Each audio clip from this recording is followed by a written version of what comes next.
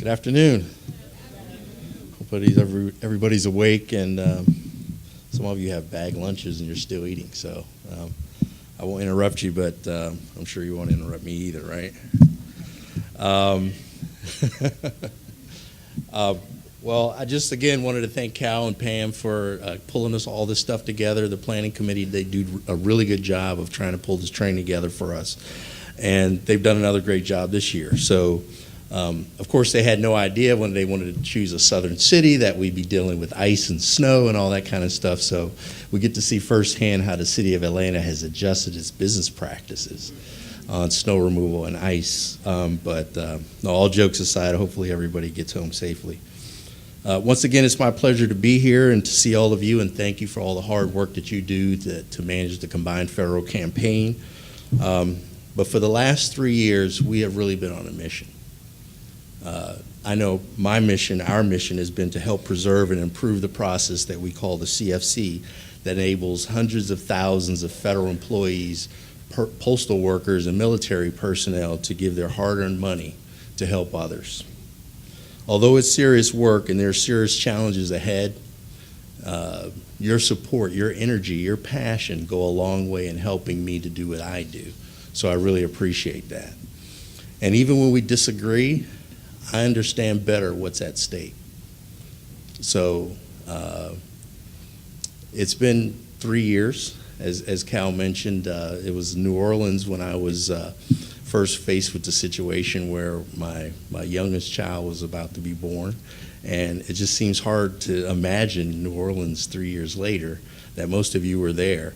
But after she was born, I've never been the same person. And anybody who has kids knows what I mean exactly.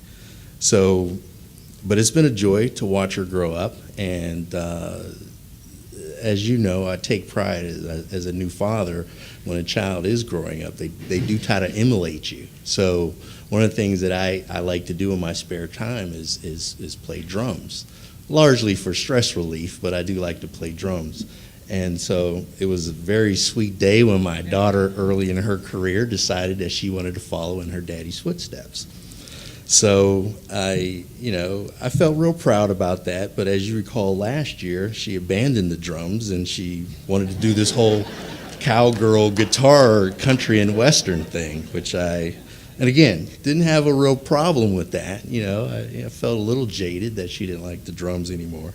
But I told her, I said, honey, if you really want to be good at something, you have to pick something that you're really passionate about and you really like to do, and you need to just stick with it. And so I said, doctor or pharmacist, something like that.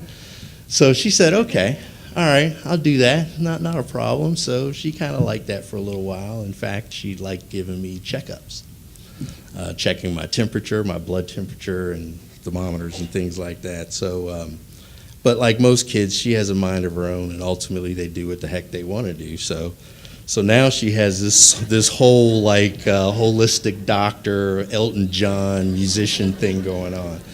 So these kids today, they kind of have a mind of their own. Well, fortunately for me, my work family, not quite so much. We're kind of in lockstep in terms of what we like to do. So. But I want to just quickly introduce them. Many of them don't need any introduction, but some of you I see have tags where you've been here for the first time. So I just want to quickly introduce Curtis Rumbaugh. You can stand or wave. He manages our eligibility and review process, but also our subject matter expert on all things CFC. Mary Capulli, who is our resident CPA and compliance specialist, and also a wealth of knowledge regarding CFC. And I'd like to welcome back Marcus Glasgow from serving his country. I'm very proud of that. Marcus is responsible for our information systems and our data analytics guru, and he's my subject matter expert on all things PCFO and fundraising. And Pat Randall, I haven't seen her. Pat, are you here? There she is, way in the back. She provides great customer service for us and supports all the functions. And Glenn Savage, I think, who was here last year, excuse me, and Charlize Scott are back holding down the fort. I just wanted to quickly talk about, well, this is a service area map. I saw that some of you already have a handout with this that just shows where our staff service the country in terms of the CFC areas. I just wanted to talk a little bit about what we accomplished last year, just to highlight a couple of things. One, we expanded our credit card and debit card giving to more campaigns. We're now up to 41 campaigns that offer this giving option. We continued the Universal Giving Pilot Project, which you'll hear more about the results of that and the activities surrounding that on Thursday, right? Thursday morning. We assisted in initiating a pilot to allow some military and DoD personnel to give through their payroll system or their personnel system, which is called MyPay. Not all of that is opened up, but we did do a pilot this year. So there'll also be a segment talking about how that was rolled out and the results on Thursday. As many of you know, we posted proposed CFC rules in the Federal Registry last spring. That was phase one of our first step in implementing the CFC Commission recommendations that came out in 2012. And many of you received national CFC awards for all the work and outstanding work that you had done in the prior year, so really appreciate that effort.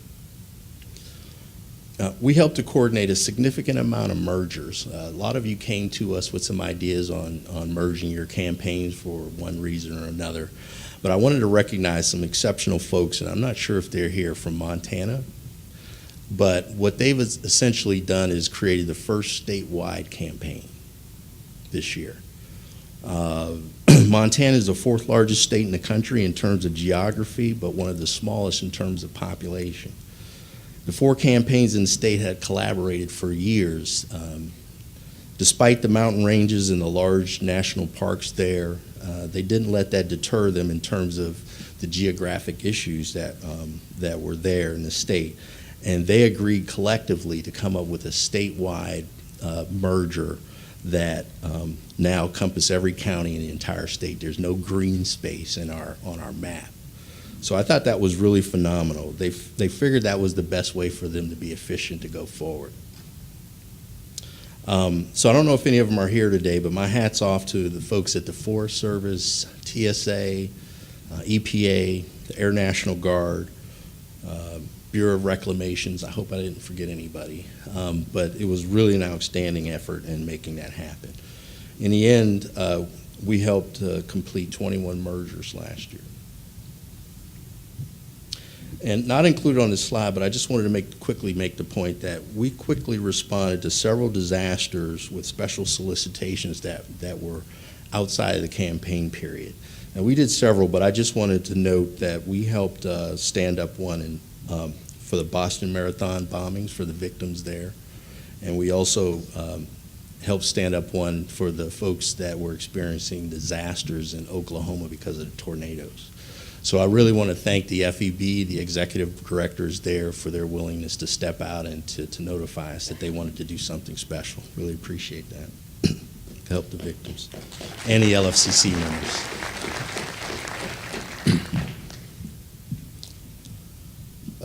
I just want to get through this really quickly. Most of you already know these numbers. I just wanted to do a quick comparison between 2011 and 2012 results.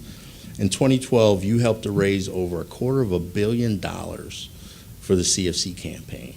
And although those figures were a little less than 2011, those funds were extremely essential to the thousands of charities that received them and helped folks in need and provided much needed cash flow to a lot of those organizations to just survive. The participation rate continues to underscore the challenges in the program and could reflect the mood of federal employees who are under pressure and faced with furloughs and cutbacks in their programs. But the surprising thing for me is that the average gift continues to tick up. There's just phenomenal efforts in terms of people really digging into their pockets to give more.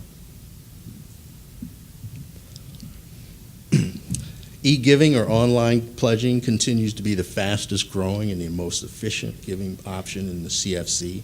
The total dollars raised using e-giving tools exceeded $50 million in 2012 for the first time.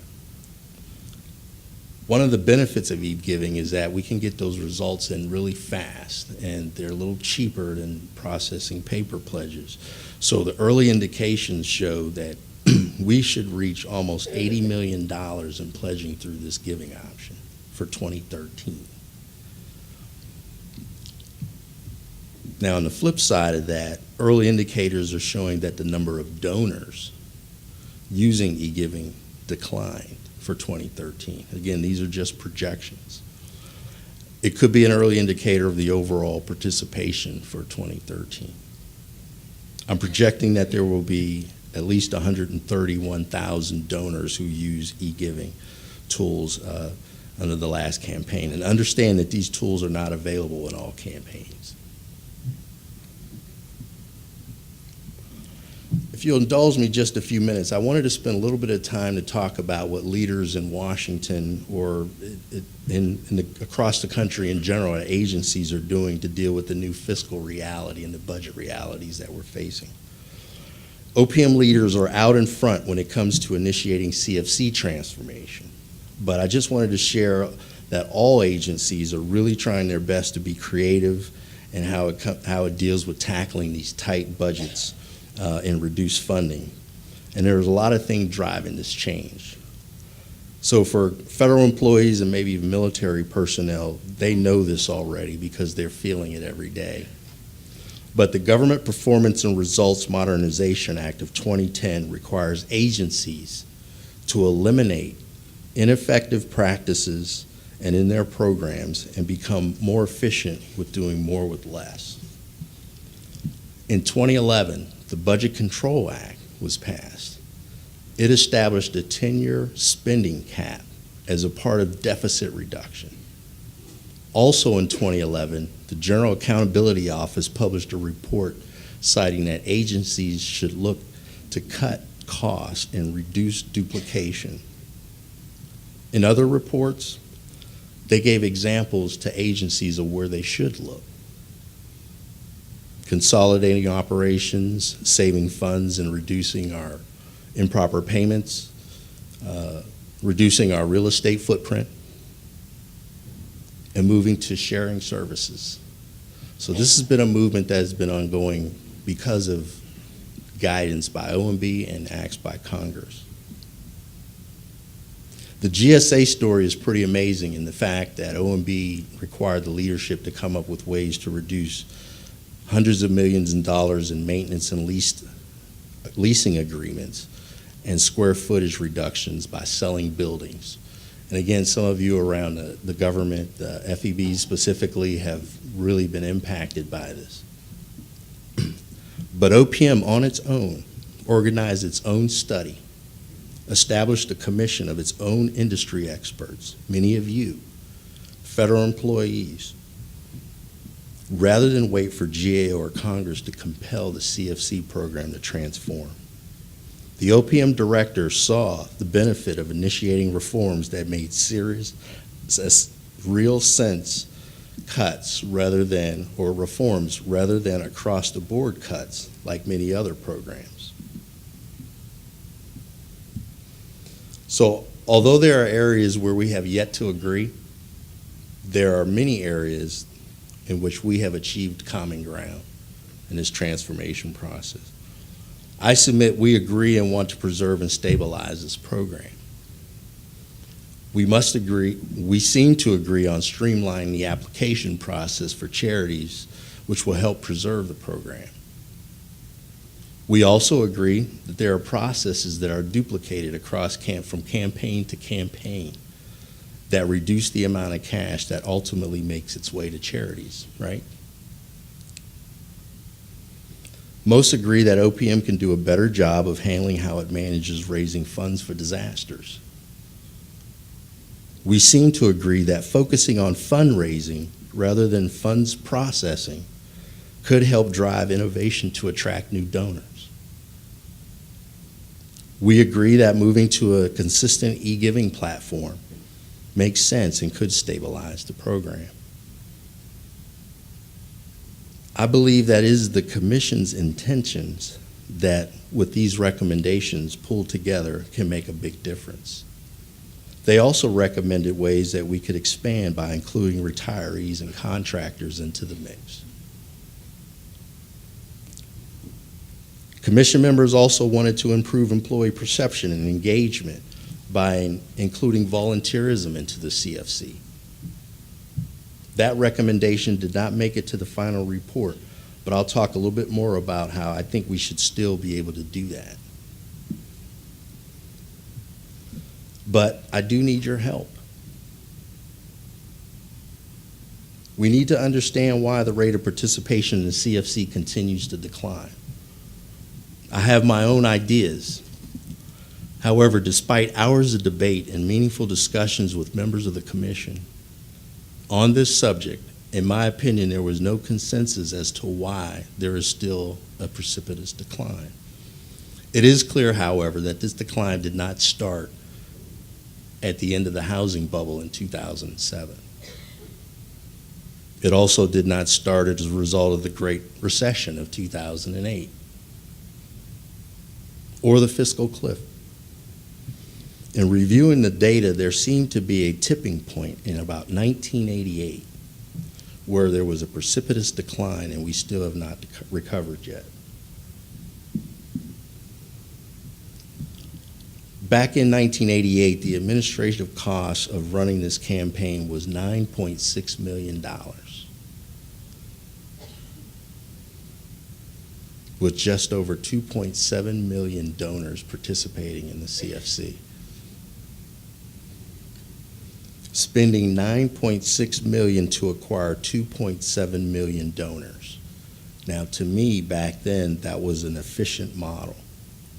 Today, there are less than 900 donors, with the cost of administering the campaign has tripled. These statistics and trajectory we can agree on is a formula that destabilizes the campaign and will not preserve it. So in my view, streamlining and consolidating redundancy is a move in the right direction, but it is not the only thing. The commission also recommended at OPM take a look at the overall cost of the campaign to seek continued efficiencies. We have a training segment that will be part of our regional breakouts later this afternoon, where we crunch quite a few numbers over the last couple of months. And we'll go a lot more into that, but I just wanted to share a quick brief analysis. We obtained 2012 actual expenses broken out by major category, or what we call cost centers, that we defined for the first time. For some of you, this may be a little bit hard to see, but what I wanted to just kind of further discuss this afternoon is that we were able to carve up the costs, and the salaries and benefits are usually the largest expense for most organizations, which makes sense. However, the total CFC administrative expenses cost it's almost 55%. We can also see that the costs associated with paper pledges amounts to about 9.3%. That's taken into account materials, supplies, professional services, and at the overall actual expense of about 2.2 million, whereas e-giving cost was about 1.2%, or just over 300,000. We can also assume that significant portions of the salaries and benefits are attributable to managing part of the paper process. In this last set of data points that I just wanted to point to very quickly, again, we'll talk more about this afternoon, we also obtained information on giving methods. As you can see, using the cost per dollar pledged as a measure, it shows that the cheapest, most efficient method of giving is through e-giving systems, and next, processing paper pledges for payroll deductions. The cost of processing cash and checks was way off the radar, and credit cards was the next least efficient. So in short, to preserve and stabilize the program, we need to offer efficient methods of of giving and find ways to reduce the cost of the program. This is not to say we should move outreach or fundraising online, but use the efficient methods for donors to ultimately give. We will still need to find ways to stop the rate of participation, though, from declining. One proposal to increase the chance of donor participation is through engagement. Last year, OPM was approached by a group of federal employees who were participating in the Excellence in Government program, which was sponsored by the Partnership for Public Service. And they came to us and they wanted to try to draw a corollary between volunteering and actual charitable donations. And it was a free service they were offering us, and they were very sharp and they were very passionate about this idea. So they did an in-depth study for us. Also, the commission had put forth this idea, but it fell prey to other priorities within the commission report. But I certainly still liked the idea. I thought it had merit to pursue. So in their analysis, the work that they had done, I thought was pretty good. It showed that there is indeed a connection between engaging employees through volunteering in community projects with charities and future donation potential. They also provided research that showed that government employees are more likely to engage in these types of projects than their for-profit counterparts. Now, some of you all in the practice probably already knew this, but this was very good information for me to take back to my director. Clearly, the commission felt that adding retiree access to give through the CFC annuity roll process would also expand the program. And we certainly agree with that as well. So, OPM clearly saw the value in spearheading its own modernization and transformation effort of the CFC program, rather than waiting for GAO or Congress to compel us to do it, or to mandate change or even elimination. But it has not been without challenges. We sought to and will continue to seek your ideas and help in getting us through this process. Although we need to allow time for the regulatory process to work, we understand and we need to work together to achieve the goals of preserving the best practices while at the same time stabilizing a steep decline and stimulate interest in giving through the CFC program. As many of you know, I like a healthy debate on how we can expand the program to those who either have no access or believe that this program is not as relevant as it used to be. And we have not even talked about one of the most progressive employee trends of all that are happening in Washington and probably beyond, which is the massive migration to telework of folks who work in the government space. How will fundraising practices change to meet this new challenge? It is important to me that we do whatever we can to encourage the next generation of potential donors to see that the value and the options of giving through the CFC as they ponder other options on their own. One of the things that I came across my desk right as the campaign was about to start is that the Patent and Trademark Office in Washington, D.C. had teleworked a whole branch of their employees for 100%. And so they came to us with a proposal for a way for their folks to give, to be approached. And so we thought it over and went to the director and said, hey, it makes sense for these folks to join the universal giving pilot that we're already using. We already have this tool in place. And so we were able to allow those folks to give through the universal giving platform that we had just stood up. It still wasn't proven, but we had an option to give those folks.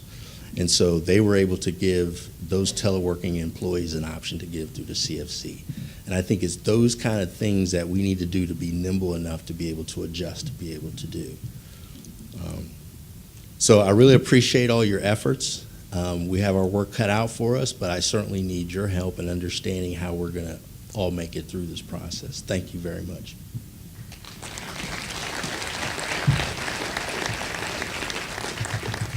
Are there any questions? I think we have a few minutes, right?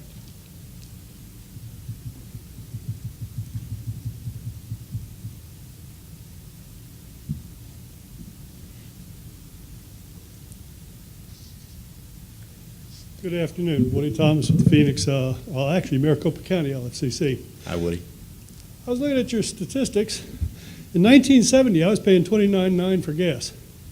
I bought a car for $100. I don't think you do that these days. Gas is what, $3.50 or more? So when you use those statistics to show us how more inefficient it is, we need to start taking some real hard looks at what that is. You look at the number of employees that we had in 1970 for a population of probably about 180 million. We're now at 315 million, and yet we have less federal employees doing that job. These are some of the things I think you've left out in your calculations.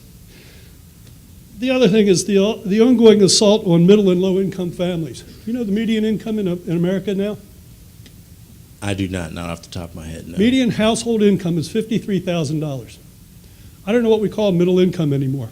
If we look at the pressure on our younger kids, my children are 35 and 33, and I see the pressure upon them to get along.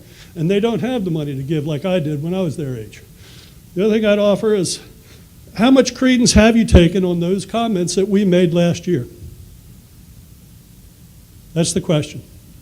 Okay, there was one question, there were several comments, so I'll focus on the question. Thanks, Woody. OPM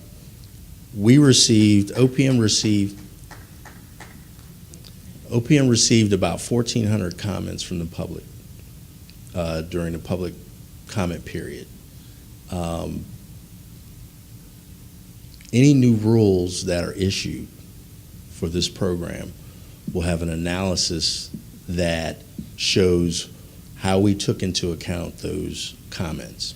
Now, I won't comment on the specificity of the comments that were given in conjunction with the rules, because that will become evident when they are published. But we spent probably the better part, and even if you include the furlough period, we took the better part of almost 4 months to evaluate each and every one of those comments. And a lot of those comments were very, very good.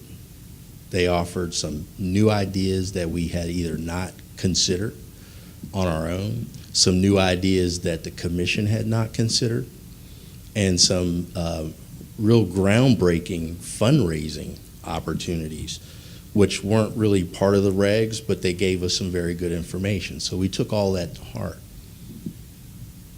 On the flip side of that, a lot of those comments said the same thing. They started with don't, and please don't, and they referenced things that others reference. So a lot of the comments were evaluated in categories, if you will. So if there were a category of comments that came in on the same subject that really said the same thing, we evaluated as a common comment. So just to give you a little bit of how we did it, our implementation plan. But there were some very, very, very good innovative comments that we received and innovative thinking about how we should improve. And we looked at all of it. And also about the comment about the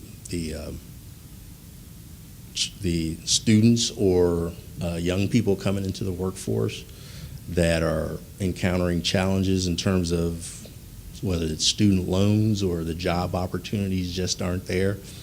It completely makes sense, Woody. And I think that is where I think you as fundraisers can really help us be creative or use your creative, innovative juices to how are you going to reach those folks. The study that the folks in the government did on volunteerism, again, you all may be privy to this, it was pretty solid news for me, and it actually resonated with our new director about how we do engage federal employees in this manner. So I think that's another way that we can consider bringing them into the fold.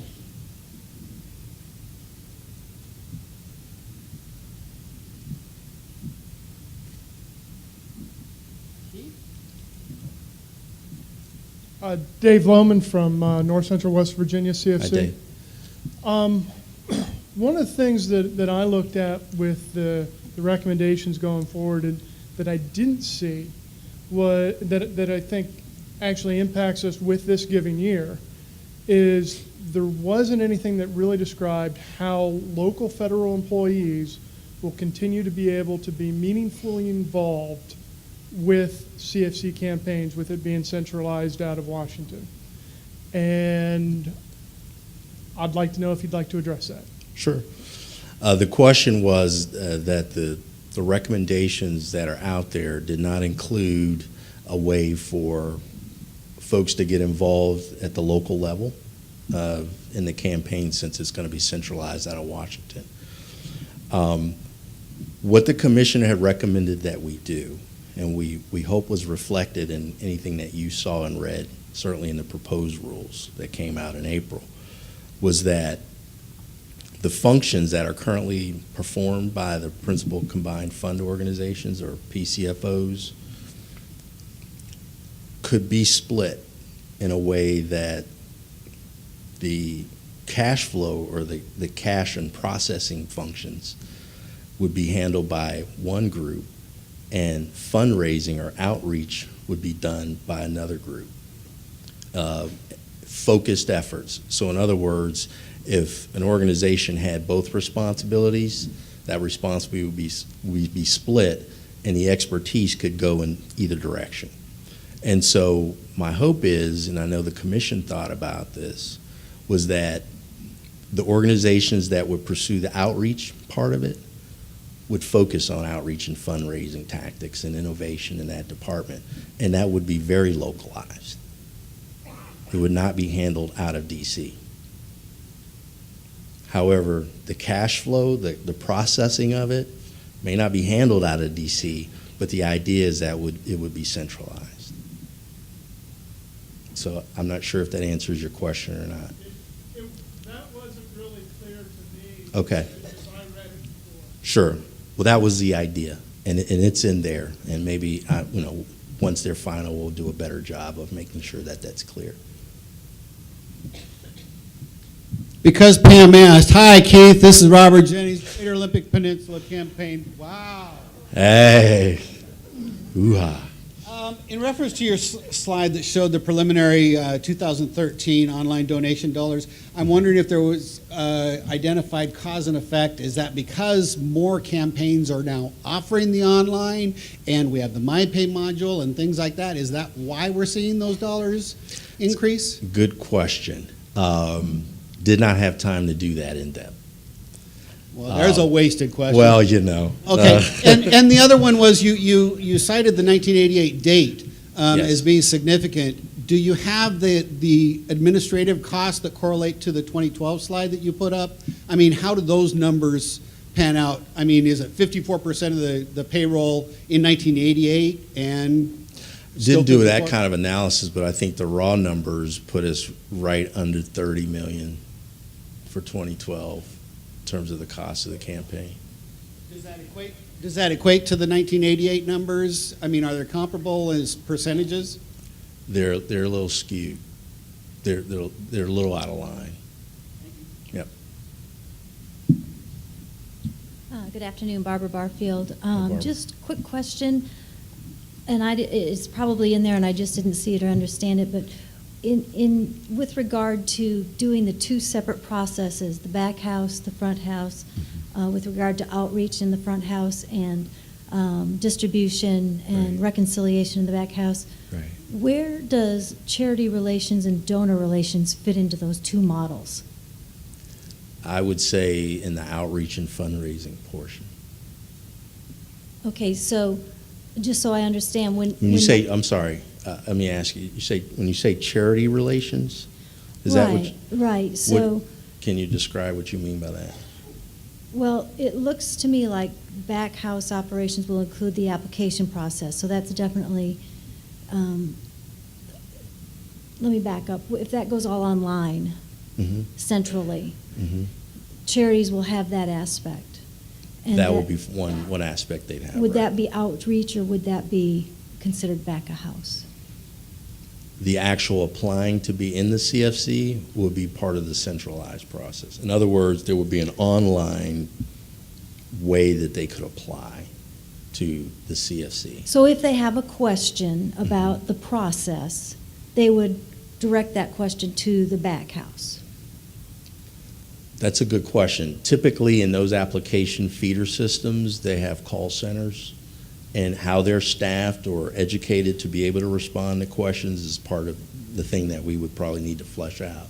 And Okay. then some of the ideas that would be very helpful from you guys.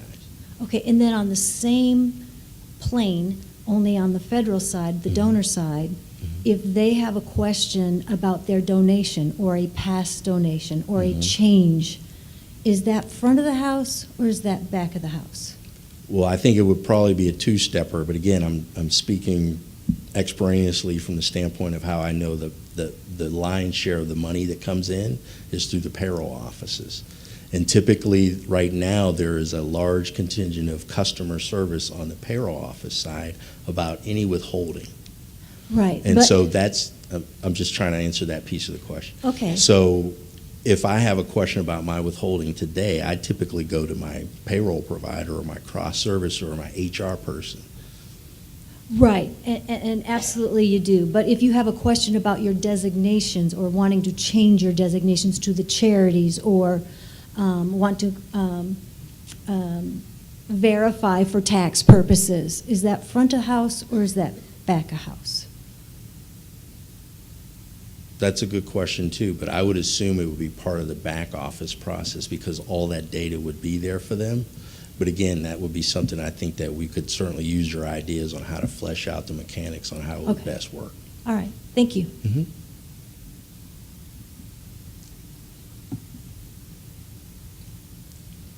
Any other questions? I have one more, and I think Hi, quick question. The outreach coordinator, from your answers to Barbara there, what would they do? What would be their position? to organize fundraising events, which is similar to the PCFO other hat.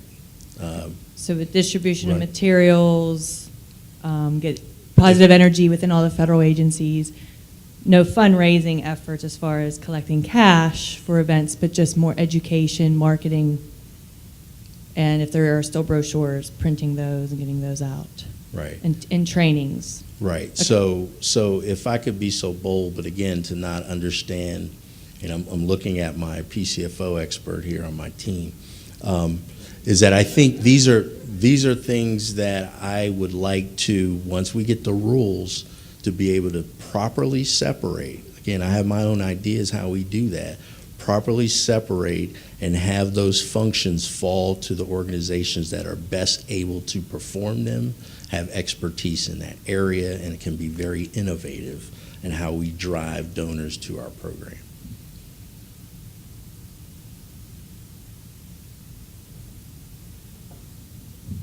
Hi, Keith. Carlotta Ferguson from Vicksburg, Mississippi. Hello. I'm hearing some things about possibly changes, but will there be some place, some time during this next day and a half where we get a summary of what are we doing in 14 if there are changes? What are we doing in 15 if there are changes? Sometimes I looked at the agenda and I did not see, I saw the traditional things that we always do when we come to our meetings, and you know, the charity list, the eligibility, and the things that Mary and Curtis always do, and then we go to marketing. Is there some times when we're going to get an update? You know, there is, all of the proposals went out. We've seen, I don't know how many of you have seen the Federal Times saying this is what is going to happen, but I didn't see anything in the agenda. Is there going to be a time when we're going to get an update as to what is going forward and how are we going to do this, or if we know anything? Not in this training conference. Not at all. So Not we in this won't. training conference. The activities for 2014 are going to stay the way they are. And that's why we're emphasizing them. That's why we're training on them. And so if anything happens in terms of regionalizing and changing, that'll be like 15. Maybe? But you don't know. Is that what we're saying? We don't know when these changes are coming? What I'm saying is that we're training here on 2014 activity, current Right. activity. Yes. The proposed rule changes until they're final, we can't stipulate specifically exactly when that will happen. When those rules are final, we will have a lot of information that comes out, and including additional sessions that we would like to hear back from you all on the way forward. Okay. Thank you. Mhm. Because it's so close, I figured what the heck. Also on your graph, there were 2 upticks. Do you remember those? For the Around e-giving, 1972 and can't remember when the other one was.